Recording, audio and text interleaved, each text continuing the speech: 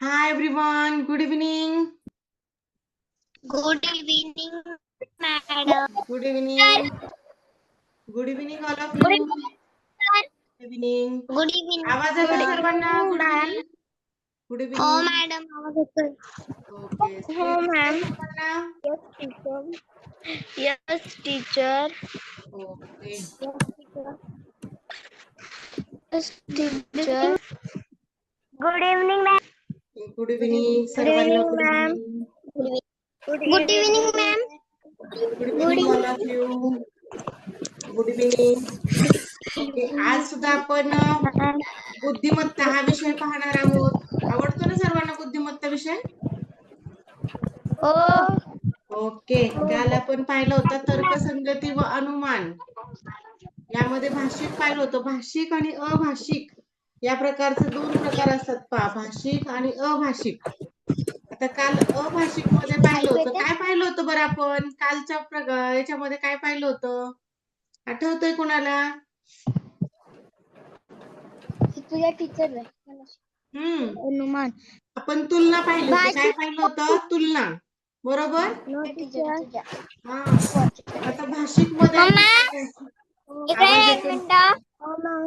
Mic बंद ठेवा please. Mic बंद ठेवा. आता थोडक्यात माहिती पाहूयात आपण काय असणार आहे या टॉपिक मध्ये. आपल्या अनुभवाला येणाऱ्या घटना किंवा माहिती किंवा सूचना आपण आधी समजून घेतो. मग त्यावर विचार करतो, तर्क करतो. टप्प्याटप्प्याने तर्काची मांडणी केल्यावर आपण योग्य निष्कर्षापर्यंत पोहोचतो. या प्रक्रियेत अचूक तर्क करण्याची आपली क्षमता विकसित होते. मग कुठलीही गोष्ट असेल, तर ती आपण अचानक नाही करत. आपण कुठलीही गोष्ट असेल, तर ती थोडीशी काय करतो, अगोदर पाहतो, त्यावरती विचार करतो. काय करणं योग्य आहे, याची जी आहे, तर तो आपण थोडीशी शहानिशा करतो. अगदी आपल्या दैनंदिन जीवनामध्ये सुद्धा. अगदी भाषिक आणि अभाषिक तर्कसंगती व अनुमानमध्ये सुद्धा याच प्रकारचं आहे, की आपल्याला काय सांगितली आहे, सूचना काय आहे, ती सूचना अगोदर समजून घ्यायची आहे. त्यावरती विचार करायचा आहे. तर्क करून मग निष्कर्ष काय निघेल, काय करायला हवं, या प्रकारचा आपण विचार करतो. या घटकातील भाषिक या भागात आपल्यासमोर शब्द स्वरूपात येणारी माहिती वाचून त्यावर तर्क करून विद्यार्थ्याने योग्य अनुमान काढायचे असते. तर अभाषिक या भागात काही आकृत्या पाहून त्याबाबत योग्य तर्क करून विद्यार्थ्याने अनुमान काढायचे आहेत. आज आपण असंच भाषिकमध्ये वय वय पाहणार आहोत. तर्कसंगती व अनुमान यामध्ये आज आपण पाहणार आहोत वय. वय दिलं जातं पहा. कोण लहान आहे, कोण मोठे आहे, का 4 वर्षांनी मोठा आहे, 5 वर्षांनी मोठा आहे. मग 10 वर्षांनी त्याचं अंतर, दोघातलं अंतर किती असेल किंवा दोघांचं वय किती असेल, अशा प्रकारचे वेगवेगळे प्रश्न आपल्या समोर असतात. या तर्कसंगती व अनुमान या प्रकरणामध्ये. तर याची थोडक्यात ओळख करून घेऊया आपण काय काय असणार आहे ह्यामध्ये. या उपघटकातील प्रश्न प्रकारांमध्ये 2 किंवा 3 व्यक्तींच्या वयाची तुलना केलेली असते. एखाद्या व्यक्तीचे वय, जन्मवर्ष किंवा जन्मतारीख यात दिलेली असते. या माहितीच्या आधारे दिलेल्या सूचनेनुसार विद्यार्थ्यांनी योग्य निष्कर्षापर्यंत पोहोचायचे असते. काही असेल तुम्हाला, एखाद्याची जन्मतारीख दिलेली असेल, वय असेल, काही असेल. पण इथे आपल्याला योग्य सूचना काय आहे ते पाहायचंय. योग्य वय काढायला सांगितलेलं असेल. तर यामध्ये उपयुक्त टिपा आपल्याला काय-काय यामध्ये उपयोग होणार आहे. एकापेक्षा अधिक व्यक्तींचे काही वर्षानंतरचे किंवा काही वर्षापूर्वीचे वय काढताना प्रत्येक व्यक्तीचे वय तितक्या वर्षांनी वाढवावे किंवा कमी करावे. समजा एखाद्याचं वय सांगितलंय तुम्हाला, आता 2 व्यक्तींमध्ये तुलना आहे. अमर 5 वर्षांनी 10 वर्षाचा होणार आहे आणि अजय 5 वर्षांनी 15 वर्षांचा होणार आहे. मग 5 वर्षाने म्हणजे आता दोघांमध्येही 5-5 अंतर वाढलेले आहे. जेव्हा आपण एकूण बेरीज करतो, त्या दोघांमध्येही 5-5 अंतर हे वाढवायचं आहे किंवा कमी झालेलं असेल किंवा 5 वर्षापूर्वी तो जर 10 वर्षाचा असेल, तर आज तो किती वर्षाचा असेल, असं जर असेल. मग 5 वर्षापूर्वी म्हटलं, की पूर्वी म्हटलं, की इकडे अगोदरच +5 करून घ्यायचं. आजचं वय म्हटलं, की पूर्वी म्हटलं, की अगोदरच +5 करायचं. होणार आहे. समजा 5 वर्षांनी एखाद्याचं वय 60 वर्ष होणार आहे. तर मग आजचं वय अगोदरच 5 ने कमी करायचं. या प्रकारे. आता इथे प्रश्नांमध्ये तुम्हाला लक्षातच येईल 2 किंवा अधिक व्यक्तींच्या वयातील फरक हा नेहमी कायम राहतो. जसं की आता तुमचा भाऊ आणि बहीण हे आता 2 मुलगा आणि मुलगी आहेत. बहीण-भावामधील अंतर हे 2 वर्षांचं आहे. तर ते अगदी म्हातारपणापर्यंत तेच राहणार आहे. जसं की मुलगी ही 3 वर्षाची आहे किंवा आपण याला बहीण म्हणूयात आणि तिचा भाऊ जो आहे, तर तो 5 वर्षांचा आहे. आणखी 2 वर्षांनी जर यांचं वय विचारलं, तर बहीण जी आहे अधिक 2 झालेली असेल, भाऊ जे आहे अधिक 2 झालेलं असेल. पण यांच्यातलं अंतर मात्र सारखं असेल. 3 आणि 2 ही 2 वर्षानंतर 5 वर्षांची असेल आणि भाऊ 2 वर्षानंतर तो 7 वर्षांचा झालेला असेल. पण यांच्यामध्ये जे काही अंतर होतं, आता 3 आणि 5 यांच्यामध्ये जे अंतर आहे, तर ते 2 वर्षांचं होतं.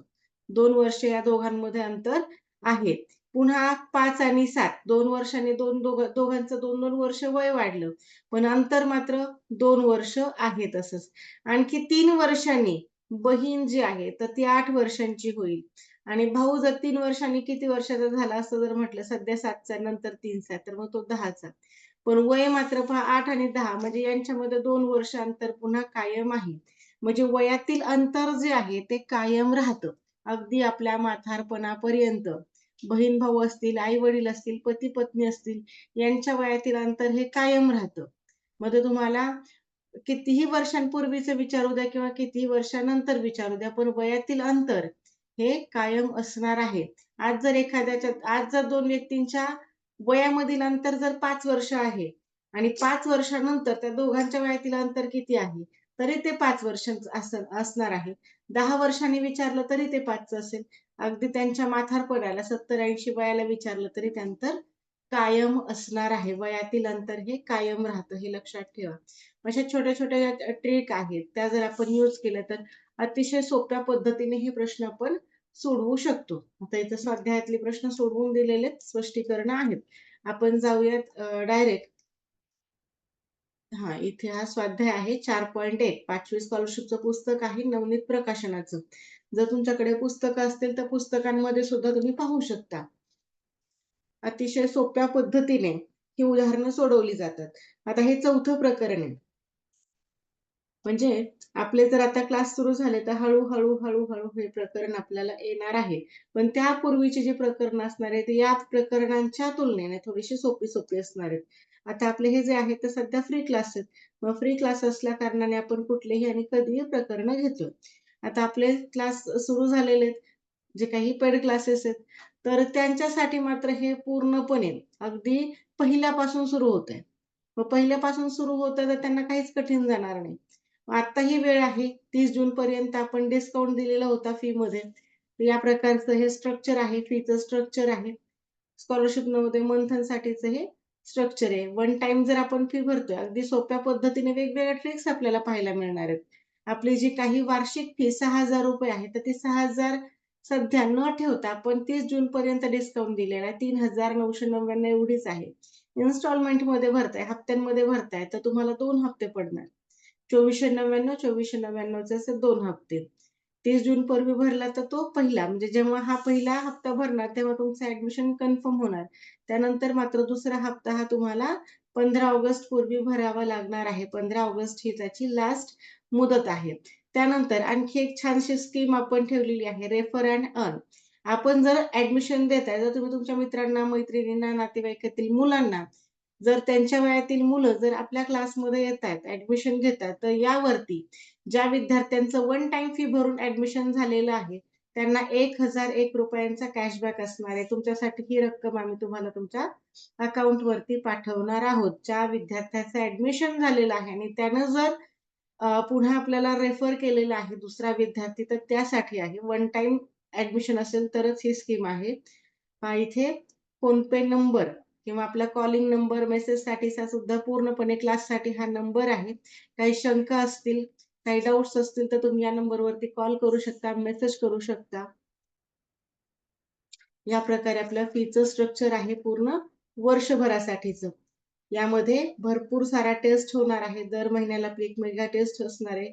घटक वाईज टेस्ट होणार आहेत. जे टॉपिक झालेत त्या टॉपिकवरती टेस्ट होणार आहे. बरं, आता आपण जाऊयात प्रश्नांकडे. काय प्रश्न आहे आपला पहिला? बंटीच्या आईचे वय त्याच्या वयाच्या चौपट आहे. आईचे वय आणखी 6 वर्षांनी 50 वर्ष असेल, तर त्यावेळी बंटीचे वय किती असेल? आता प्रश्न वाचल्यानंतर असं वाटते की अरे खूपच कठीण आहे, पण काहीच कठीण नाही. थोडंसं आपण समीकरणं तयार करायला शिकायचं. इक्वेशनमध्ये मांडता आलं, की उदाहरणं जमणार आहेत. आता इक्वेशन अचानक नाही जमत. इक्वेशनसाठी स्वतंत्र असा एक टॉपिक आहे. तर तिकडे आपल्याला तो टॉपिक पाहायचा. त्यानंतर हे होणार आहे. इक्वेशनसाठी फ्री क्लासमध्ये सुद्धा एक लेक्चर होणार आहे. कशाप्रकारे इक्वेशन तयार केले जातात. पहा आता, बंटीच्या आईचं वय 64 आहे. म्हणजे आता जर आपल्याला इथे एक्स मानून ही समीकरणं तयार करावी लागतात आणि ही सवय ठेवायची. जेणेकरून स्पर्धा परीक्षा कुठल्याही असू द्या, कशाही असू द्या.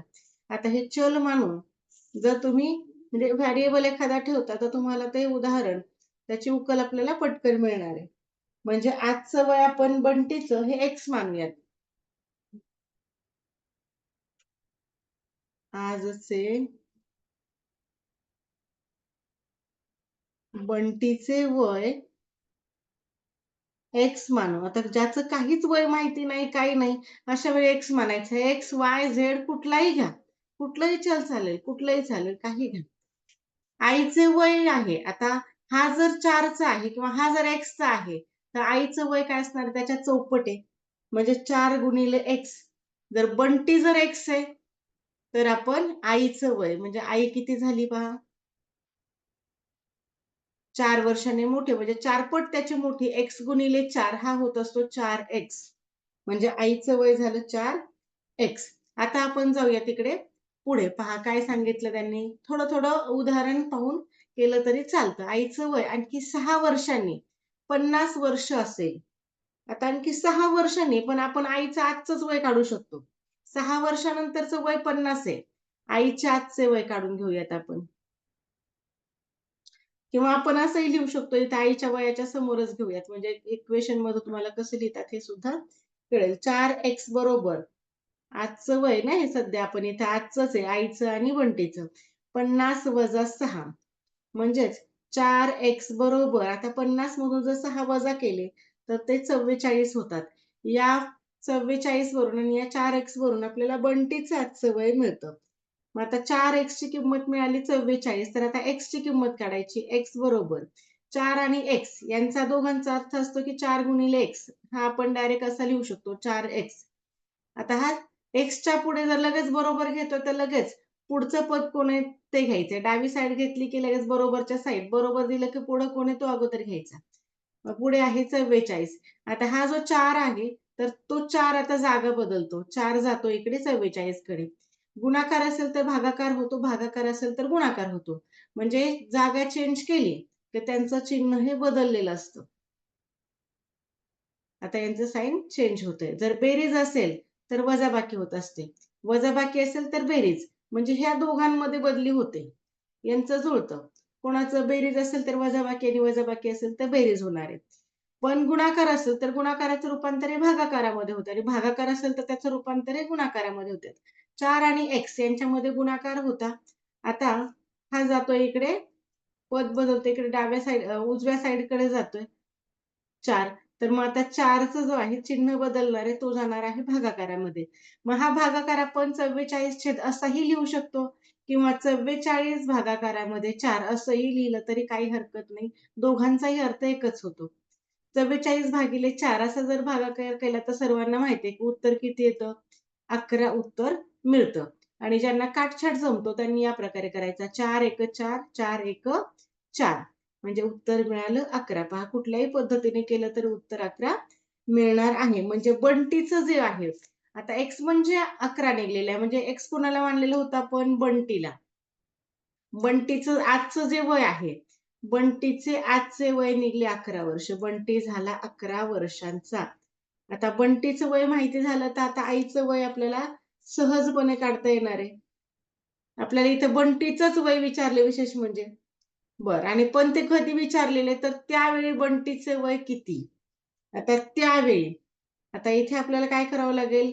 6 वर्षानंतरचं दिलेलं होतं. सध्याचं वय जे आहे बंटीचं 11 वर्ष आहे. पण तो 6 वर्षानंतर आणखी किती असेल? 6 वर्षानंतर आपण आजचं वय काढलेलं होतं. 6 वर्षानंतर तो असेल 11 अधिक 6. 11 अधिक 6 हे झाले 17. इथे 11 निघालं की लगेच 11ला टिक मार्क करायचं नाही. असं जर केलं तर उत्तर चुकणार आहे. इथे थोडंसं फसवणूक केलेली हे लक्षात ठेवा. 11 उत्तर इथे कुठेतरी आलं की इकडे 11 पर्याय दिसतो आणि लगेच टिक मार्क करून देता. मग ते उत्तर चुकणार आहे. 11 वर्ष न घेता 17 घ्या. कारण 6 वर्षानंतरचं त्यावेळचं वय हे झालं 17 वर्ष. पर्याय क्रमांक 3. बरं मला सांगा, हे उदाहरण सर्वांना समजलंय का? का थोडंसं डोक्यावरून गेलं? इक्वेशन समजायला लागल्यानंतर जास्त सोपं जाणार आहे. समजलं सर्वांना? नाही येस समजलं. मॅम. काहीच अडचण नाही. बरं. पहा मी पुन्हा एकदा एक्सप्लेन करते. काय करणार पहा. आता इथे आपल्याला कोणाचंच वय माहिती नव्हतं. निश्चितपणे आईचं पण वय माहिती नाही आणि बंटीचं पण वय माहित नाही. अशा वेळी एक जणाचं वय जे आहे ते एक्स म्हणायचं. एक्स जर तुम्हाला आवडत नसेल, वाय घ्या, झेड घ्या. ह्या एक्स, वाय यांना चल म्हणतात. यांच्यामुळे काही एक फरक पडत नाही. पण गणितामध्ये तुम्हाला हे नाव दिसलेलं असेल बऱ्याच वेळा. एक्स म्हणून आपण एक्स घेतो. बोलायला सोपं, म्हणायला सोपं आणि एक ते अंगवळणी पडलेलं आहे. असं काही नाहीये की कुठलंही अक्षर तुम्ही घ्या. त्याच्यामध्ये काही बदल म्हणजे तुम्हाला हवंय ए घ्या, बी घ्या. पण आपण पाहतो की एक्स इथं कुठेही मानलेलं असतं. म्हणून एक्स घेतलं. सोपं आहे समजायला. बरं, आता इथे ज्याचं वय कमी शक्यतो त्याचं वय आपण एक्स घ्यायचं. आता बंटी जो आहे तो आईपेक्षा निश्चितच लहान असणार आहे. आईपेक्षा मुलगा काय असतो? लहान असतो. म्हणजे आता इथे काय सांगितलंय की बंटीचं वय आईच्या वयाच्या चौपट आहे. आई जर 4 वर्षांची तर मग तो बंटी किती 1चा. आई जर 16ची असेल, मग 16/4 करायचं. म्हणजे कारण चौपट आहे ना, भागाकारामध्ये येणार आहे. म्हणजे कितीही आई जर समजा बंटी जर 6 वर्षांचा आहे, मग चौपट वर्ष. बंटी जर 6चा आहे, तर मग 6 गुणिले 4 6 चोक 24 म्हणजे आईचं वय त्यावेळी 24 आहे. समजा बंटी 7 वर्षाचा असेल, तर मग 7 गुणिले 4 7 चोक 28 वर्ष म्हणजे चौपट म्हणजे 4 ने गुणायचं. त्या वयाला 4 ने गुणायचं. आलं लक्षात? दुप्पट म्हटलं की 2 ने गुणायचं. तिप्पट म्हटलं की 3 ने गुणायचं. आईचं वय आणखी 6 वर्षानंतर पहा आणखी आई जी आहे 6 वर्षांनी 50 वर्ष होते. आता इथे इक्वेशन मध्ये न मांडता सुद्धा आपल्याला हे उदाहरण सोडवता येतं. आता हे इक्वेशनमध्ये मांडलं. अगदी आता 3री-4थीच्या मुलांना थोडंसं कठीण जातं इक्वेशनमध्ये. पण 5वीच्या मुलांनी हीच पद्धत वापरायची आणि याच पद्धतीने सवय लावायची. आता 50 वर्ष वय 6 वर्षांनी होणार आहे. मग 50 वजा 6 आजचं वय इथे मिळून जातं. 50 मधून जर 6ला वजा केलं तर 44 मिळतात. म्हणजे आजचं वय झालं 44 वर्ष. 44ला जर 4ने भागलं, तर आपल्याला उत्तर मिळतं 11 वर्ष. आता इथे इक्वेशनमध्ये मांडलंय की काही? काहीच नाही. मांडलं नाही, काहीच नाही. फक्त असंच आपण ओरली सुद्धा करू शकतो. 11 वर्ष. कोणाचं हे वय? बंटीचं. हे आजचं वय झालं. आजचे वय झालं. आता आजचं वय जर 11 वर्ष तर आता 6 वर्षांनी आई 50ची होते, तर 6 वर्षांनी तो कितीचा असेल? मग 6 वर्षानंतर लगेच असं करून टाकायचं. 6 वर्षानंतर 11 अधिक 6. 11 अधिक 6 झाले 17 वर्ष. अजिबात गरज नाही पहा इक्वेशनमध्ये मांडण्याची. पण आता हे इक्वेशनची मेथड सांगण्याच्या मागचं एक कारण आहे, की तुम्हाला एक सवय लागते समीकरण तयार करण्याची आणि समीकरण जर तयार करून तुम्ही उदाहरण सोडवताय, तर ते उदाहरण अतिशय योग्य पद्धतीने सोडवता येतं आणि अचूकच असणार आहे ते उदाहरण. म्हणजे जास्तीत जास्त आपल्याला अचूक उदाहरणं सोडवायचे त्यासाठी चांगल्या पद्धती वापरायच्या म्हणून या पद्धतीने. आणि जेवढं लवकर तुम्ही हे शिकणार तेवढा तुमचाच फायदा होणार आहे. बऱ्याचशा उदाहरणांमध्ये आपल्याला इक्वेशन तयार करावी लागतात. अगदी हेच पुस्तकात आता हेच उदाहरण अगदी याच प्रकारचं उदाहरण मी काल परवाच 3री-4थीच्या पुस्तकामध्ये पाहिलं होतं. पहा त्यांच्यासाठी प्रश्नपत्रिका दिलेल्या होत्या. तर त्याच प्रश्नपत्रिकेमध्ये हे एक आणि आणखी एक आहे पहा सेम उदाहरण आहे. मला वाटतं मी आता कधी पाहिलं पहा 2-3 दिवसांपूर्वी सेम उदाहरण आहे. याच पुस्तकातलं दिसलं मला ते. थांबा इथे समीरच्या वयाचं का अनुश्रीच्या वयाचं आहे. बंटीच्या वयाचं तर होतंच. एक आणखी एक उदाहरण होतं. हां, इथे दुसरं का तिसरंच उदाहरण होतं सेम पाहिलेलं. म्हणजे अगदी 3री-4थी पासून सुद्धा हीच उदाहरणं आहेत. सॉरी पुढे वयाची उदाहरणं आली. उदाहरणं इकडे घेऊयात आपण. सॉरी नात्यांची उदाहरणं होती. इथे वयाची उदाहरणं पूर्ण दिसतील.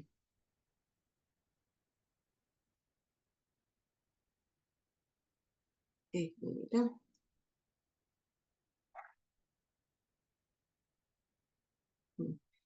हे आणखी 2 उदाहरणं घेऊ. पुढे नात्यांची उदाहरणं आहेत. वयांची उदाहरणं पुन्हा घेऊ आपण. हं. हे आणखी 2 उदाहरणं वयांवरती. अनुश्री आणि अमय यांच्या वयामध्ये 11 वर्षांचं अंतर आहे. आणखी 25 वर्षांनी त्यांच्या वयामध्ये किती वर्षांचे अंतर असेल? चला या प्रश्नाचं उत्तर येऊ द्या. एक प्रश्न मी तुम्हाला एक्सप्लेन केला. या प्रश्नाचं उत्तर येऊ द्या. चुकलं तरी चुकू द्या. अतिशय सोपा प्रश्न आहे. सोडवण्याची सुद्धा गरज नाही. पाहता क्षणी आपण उत्तर देऊ शकतो. अगदी बरोबर आहे. श्रेया, मोनाली, बनश्री यांची उत्तरं मिळाली. अगदी बरोबर आहे. 11 वर्ष म्हणजे वयातील अंतर जे आहे ते कायम राहतं. आज दोघांमध्ये वयांमधील अंतर जर 11 वर्षांचं आहे, तर आणखी 25 वर्षांनी पण ते 11च आहे. 50 नंतर सुद्धा 11च असणार आहे. 3 वर्षांनी सुद्धा 11, 1 वर्षांनी सुद्धा 11 आणि अगदी 1 महिन्यानं, 2 महिन्यानं म्हटलं तरी ते अंतर जे आहे ते कमी किंवा जास्त होणार नाही. आहे तेवढंच ते राहणार आहे. वयातील अंतर हे कायम असते. म्हणून पर्याय क्रमांक 3 हे योग्य उत्तर आहे. पुढचा प्रश्न पहा. प्रश्न क्रमांक 3. नैतिक आणि श्लोक यांचे एकूण वय 45 वर्ष आहे. 5 वर्षानंतर नैतिकचे वय 25 वर्ष असेल, तर श्लोकचे वय त्यावेळी किती असेल?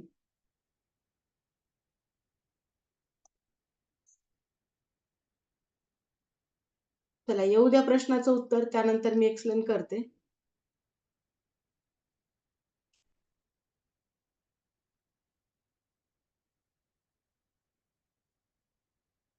प्रयत्न करा. कारण सेम चौथी मंथनला सुद्धा हेच अशाच प्रकारचे प्रश्न होतात आणि त्यातलेच इकडे कॉपी झालेले आहेत पहा. फक्त नावं बदललेले असतात. जिथं बंटी आहे तिथं चिंटू असेल. असे काहीशी नावं बदललेली असतात आणि अगदी सेम तीच उदाहरणं इकडे आलेली असतात. ओके 25 असं म्हणणं आहे. आता आपण प्रश्न कसा सोडवायचा ते पाहूयात. बरं आता 5 वर्षानंतर कारण इथे काय सांगितलेले यांचं वय जे आहे 45 श्लोक आणि नैतिक आणि श्लोक यांचं एकूण वय जे आहे ते 45 दोघांच्या वयाची जर बेरीज केली तर ते 45 आहे. 5 वर्षानंतर नैतिकचं वय जे आहे ते 25 वर्ष होणार आहे. 5 वर्षानंतर 25 आहे. म्हणजे आजचं वय आपल्याला त्यावरून काढायला येतं. इक्वेशनमध्ये ठेवून पण पाहूयात आणि असंही पाहता येतं. 5 वर्षानंतर काय झालेलं असेल बरं? 5 वर्षानंतर नैतिकचं पण वय 5 वर्ष वाढेल. इथे आपण घेऊयात 5 वर्षानंतर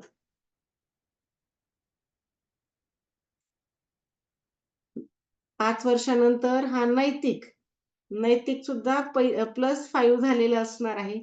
नैतिकचं वय जे आहे ते +5 असेल आणि त्याचबरोबर श्लोकचं जे काही वय असणार आहे, तर ते सुद्धा 5 वर्षांनी वाढलेलं असणार आहे. म्हणजे दोघांच्या वयामध्ये 10 वर्षांचं अंतर हे वाढलेलं असणार आहे. 10 वर्ष वय दोघांचंही वाढणार आहे. जे काही वय असेल आजचं, तर त्यामध्ये 5 वर्षानंतर वाढ होणार आहे दोघांच्याही वयामध्ये. एकूण झाली दोघांची मिळून 10 वर्षांची. बरं आता 45 आज जे काही आहे दोघांच्या वयाची बेरीज 45 यामध्ये जर आपण 10 मिळवले तर ते होतात 55 वर्ष. म्हणजे आता हे काय झालं एकूण वयाची काय झाली ही बेरीज आहे. मग यावरून आपण श्लोकचं वय जे आहे ते काढू शकतो. आता याच्यामध्ये एखाद्याचं वय दिलेलं आहे का? ते पाहायचं. 5 वर्षानंतर नैतिक आणि श्लोकचं वय हे 25 वर्ष नैतिकचं वय जे आहे ते 25 वर्ष आहे. मग आता एकाचं वय नैतिकचं वय आपल्याला माहिती आहे 25 वर्ष तो 5 वर्षानंतर झालेला आहे. म्हणजे आपण काय करू शकतो या श्लोकच्या वयाचं आता श्लोकचं वय काढायचं तर काय करावं लागेल नैतिकचं वय वजा करावं लागेल. श्लोकचं वय कसं काढणार मग श्लोक बरोबर एकूण वय दोघांचेही इथे आपण लिहूयात. अगदी स्पष्ट याच्यामध्ये दोघांचेही एकूण वय. अगदी फक्त इक्वेशनमध्ये नाही तर लहान येत आहे म्हणून तुम्हाला जास्त डिटेल घेऊयात. दोघांचे वय वजा नैतिकचे वय, दोघांच्या वयामधून जर नैतिकचं वय वजा केलं तर झालं. उरलेलं वय कोणाचं आलं? ते श्लोकचं वय. दोघांचं वय होतं 55 वर्ष, वजा नैतिकचं वय किती असणार आहे? 25 वर्ष. म्हणजे 55 मधून जर 25 ला वजा केलं तर झालं 30 वर्ष. म्हणजे श्लोक जो आहे तर तो त्यावेळी 30 वर्षांचा असणार आहे. अगदी सोप्या पद्धतीने आपण पाहिलं. बोला श्रेया. माईक ऑन नाही होते का? हा, माईक ऑन आहे श्रेया. डाऊट होता का? ओनली श्रेया लिहिलंय पहा, तिथं सरनेम नाहीये काहीच. माईक ऑन आहेत, बोला. डाऊट होता का? हो मॅम. हा बोला. काय झालं? हा, मॅम. डाऊट असेल तर पटकन विचारा, टाइमपास करू नका. हा बोला.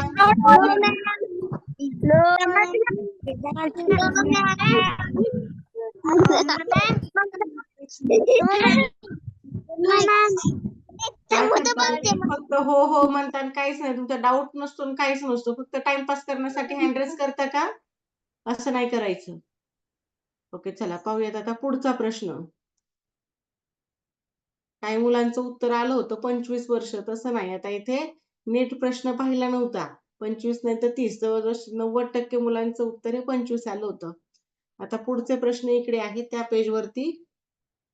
नात्यांची उदाहरणं सुरू झाली होती, इथे आहेत आता पुन्हा ही उदाहरणं इथे कंटिन्यू होत आहेत. हा, हे पाहतात 3 प्रश्न झाले होते ना, चौथा प्रश्न. चौथा प्रश्न काय? समीराचे आजचे वय वडिलांच्या आजच्या वयाच्या 1/3 पटीपेक्षा 5 ने जास्त असून आईच्या आजच्या वयाच्या 1/4 पटीपेक्षा 9 ने जास्त आहे. जर वडिलांचे आजचे वय 45 वर्ष असल्यास आईचे 5 वर्षानंतरचे वय किती असेल? आता प्रश्न दिसताना किती किचकट दिसतो, थोडासा गुंतागुंतीचा वाटतो, पण काहीच नाही. तर थोडीशी इक्वेशन वगैरे तयार केले की प्रश्न हा सोपा जायला लागतो. यासाठी हवा असतो ते थोडंसं मार्गदर्शन, थोड्याशा ट्रिक्स त्या जर असतील तर अगदी योग्य पद्धतीने हे असे प्रश्न सोडवता येतात. आणि असे प्रश्न हे हमखास असतात. चला येऊ द्या तुमच्या प्रश्नाचं उत्तर, त्यानंतर मी एक्सप्लेन करते. प्रयत्न करा आणि असे इमोजी वगैरे पाठवायचे नाही.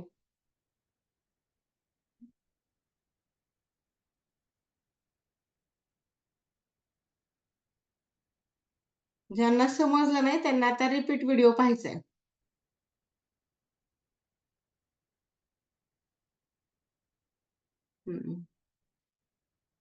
त्यांनी पुन्हा रेकॉर्डिंग पहा. रेकॉर्डिंग रोज आपल्या क्लासवरती उपलब्ध असणार आहे. ऑनलाईन फ्री क्लासला पण असणार आणि पेड क्लासला पण असणार आहे. ज्या विद्यार्थ्यांची फी आलेली आहे त्यांचे क्लास आता वेगळे असणार आहेत. त्यांचा ग्रुप वेगळा तयार झालेला आहे. ओके, चला काही जणांचं उत्तर मिळतंय. पर्याय क्रमांक 1. बरं, आता पर्याय क्रमांक 1 हे आपण बघूयात. बरोबर आहे की चुकीचं आहे? पर्याय क्रमांक 1 येणं शक्य नाही.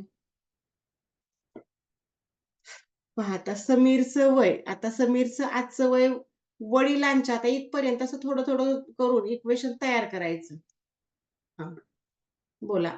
आराध्या, माईक ऑन आहे.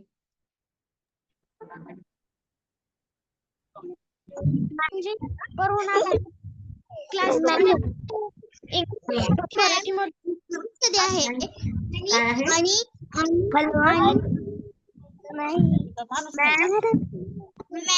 तुम्ही काय करता? डाऊट आहे ना, व्यवस्थित विचारतच नाही. तुमचा डाऊट आहे ना, मला चॅट बॉक्स मध्येच टाकायचं. चला, डाऊट चॅट बॉक्स मध्येच टाका, म्हणजे मला निदान वाचता तर तो येतो.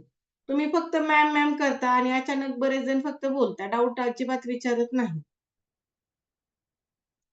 बरं, पहा समीरचं आपण फक्त स काढूया, थोडंसं मोठं उदाहरण होईल. मग इथे फक्त स काढून घेतला समीरचा. समीरचं आजचं वय वडिलांच्या वयाच्या 1/3 पट आहे. तर वडिलांचं वय जे आहे ते डायरेक्ट एक्स न मानता आपण त्या वडिलांचं व ठेवूया तिथे पहा. म्हणजे वडिलांच्या 1/3 पट आहे. इथं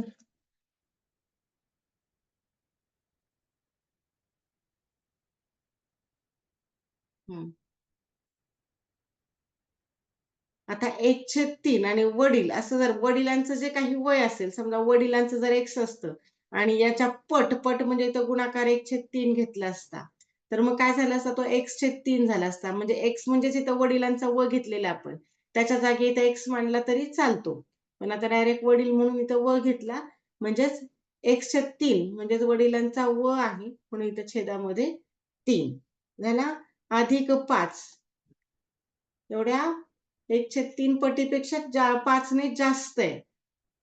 तर आता आईच्या तुलनेमध्ये पहा. आता हे फक्त समीरचं वय झालं. आता आईसोबत तुलना करूयात. आता हेच वय आईसोबत कारण आता हे सुद्धा समीरचं वय आणि आईसोबत तुलना करताना सुद्धा आपण समीरचंच वय लिहितोय. आईच्या आजच्या वयाच्या 1/4 पटीपेक्षा ते 9 ने जास्त आहे. समजा आपण आईला जर वाय म्हणला असता, तर काय झालं असतं वाय गुणिले 1/4 म्हणजेच उत्तर काय आलं असतं वाय. एक्स आणि वाय आणि 1 यांचा अंशाचा आणि या एक्सचा वायचा गुणाकार होत असतो. तसाच या एक्स आणि वायचा गुणाकार एक्स आणि 1 चा गुणाकार झाला होता तेव्हा एक्स झाला होता. मग एक्स इथे सॉरी वाय आणि 1 यांचा जर गुणाकार केला तर तो वाय होतो. y/4 म्हणजे आई. वायचा काय आपण म्हणू आई. म्हणजे तुम्हालाही समजायला सोपं एक्स नको ना वाय नको. वाय म्हणजे आई घेतलेले आपण. y/4 अधिक 9 म्हणजे आता हे दोनही वय जे आहे ते समीरचे आहे. इकडे वडिलांसोबत तुलना केलेली आहे, एकीकडे आईसोबत तुलना केलेली आहे. आता ही तुलना झाली. आता पुढे काय सांगितलं? जर वडिलांचे आजचे वय 45 वर्ष असल्यास, आईचं 5 वर्षानंतरचं वय. आता वडिलांचं वय दिलं आणि त्यावरून त्या समीरचं पण वय काढायचं आणि आईचं पण वय काढायचं. आईचं वय आपल्याला सांगायचं आणि त्याच्यामध्ये पुन्हा 5 वर्षानंतर ते कितीचं असेल म्हणजे 5 वर्ष वय वाढवायचे. आता इथे जिथं व ठेवला तिथे 45 ला ठेवणं गरजेचं आहे. म्हणजे आपल्याला इथं समीरचं नेमकं वय किती ते कळेल. आता इथे व, व म्हणजे 45 वडिलांचं वय झालं 45. 45च्या छेदामध्ये 3 अधिक 5. बरं आता यावरून आपल्याला समीरचं वय निघेल. तर समीरचं वय किती झालं? 1 मिनिट हं.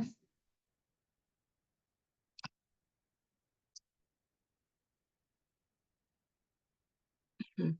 आता ही अशी बेरीज आहे. आता ही बेरीज करताना आपल्याला काय करावं लागतं? पूर्ण करताना.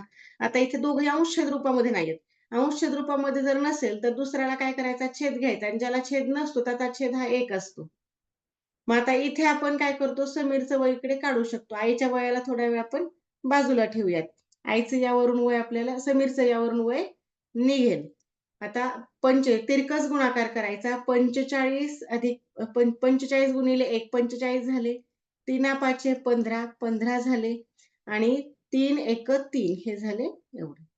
बरं आता इथे थोड्या वेळासाठी फक्त आईचं वय इथे वेगळे केलेलं आहे. इथे जागा कमी म्हणून इकडे मी या साइडला कंटिन्यू करते.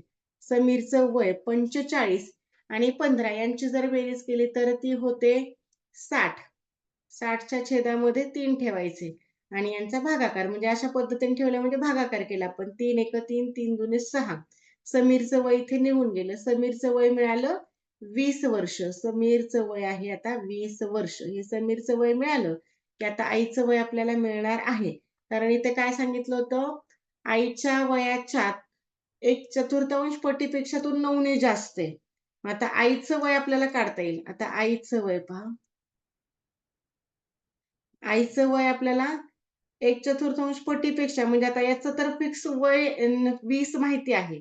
समीरच्या वयापेक्षा 9 आणि 4 पटीपेक्षा ते कसं आहे 1/4 पटीपेक्षा जास्त आहे. गुणिले 4. 20 मधून जर 9 कमी केले तर 11 होतात. 11 गुणिले 4 11 चोक 44 झाले. हे 44 काय झालं? आजचं वय निघालं आईचं. आजचे वय. पेट बॅचमध्ये आपले हे पुन्हा पुन्हा उदाहरणं होणार आहेत आणि प्रत्येकाला समजेपर्यंत होणार आहेत. विद्यार्थी संख्या कमी असते तिथे प्रत्येकाला समजेपर्यंत पुन्हा पुन्हा सांगितलं जातं. हे आजचं वय झालं आणि आपल्याला काय सांगितलं होतं 5 वर्षानंतर आई. पहा आईचं जे वय आहे 5 वर्षानंतर 5 वर्षानंतर आई किती असेल पहा. सध्या तर आहे ती 44 वर्षांची, पण 44 मध्ये जर 5 मिळवले, तर आता आई असेल 49 वर्षांची. आहे का आपल्या पर्यायामध्ये? पर्याय क्रमांक 4 आणि तुमच्याकडे आन्सर की सुद्धा असणार आहे. तर त्यामध्ये सुद्धा तुम्ही चेक करू शकता. आता बऱ्याच विद्यार्थ्यांकडे 5वीच्या किंवा जे 4थीचे आहेत, ते बरेचसे विद्यार्थी 5वी स्कॉलरशिपचा अभ्यास करतात. जेणेकरून वेगवेगळ्या चांगल्या ज्या स्पर्धा परीक्षा आहेत, त्यांचा अभ्यास आणि त्याची तयारी ते आत्तापासून करत असतात. म्हणून बऱ्याच जणांकडे स्कॉलरशिपचे बुक असतात. त्यामध्ये हे उत्तर तुम्ही क्रॉस चेक करू शकता. ओके, प्रश्न समजला? आता आपण जाऊयात पुढच्या प्रश्नाकडे. आता शेवटचे फक्त 3 मिनिट राहिलेले आहेत. एखादा प्रश्न होईल. आता जरी जास्त काही समजलं नसेल तरी स्क्रीनशॉट काढून घ्या आणि पुन्हा एकदा रेकॉर्डिंग पहा, व्यवस्थित समजेल. आता हा लास्ट वाला क्वेश्चन असणार आहे आपला. त्यानंतर आपण थांबूयात. पहा काय प्रश्न आहे? 1 मिनिट थोडं वरती गेलं. हां. चिंटू आणि पिंकी यांच्या वयामध्ये 4 वर्षांचे अंतर आहे. 6 वर्षानंतर त्यांचे एकूण वय 28 वर्ष आहे. तर आज पिंकीचे वय किती असेल? हां. पहा एक्झॅक्ट हाच क्वेश्चन आहे इयत्ता 3रीच्या पुस्तकामध्ये. म्हणजे 3रीला सुद्धा हीच उदाहरणं आहेत. असं नाहीये की 3री, 4थी, 5वीचा अगदी याच प्रकारची उदाहरणे आणि स्पर्धेसाठी जर टिकून राहायचं तर या प्रकारचा थोडासा अभ्यास करावा लागतो. सुरुवात थोडीशी सोपी आहे आणि हे सुद्धा सोपंच आहे. फक्त अचानक आणि मध्येच एखादं प्रकरण घेतलं तर ते कठीण वाटायला लागतं. जर सलग सर्व प्रकरणं सोडवली तर काहीच वाटत नाही. खूप सोपी-सोपी प्रकरणं असतात. चला प्रश्नाचं उत्तर येऊ द्या, त्यानंतर मी एक्सप्लेन करते.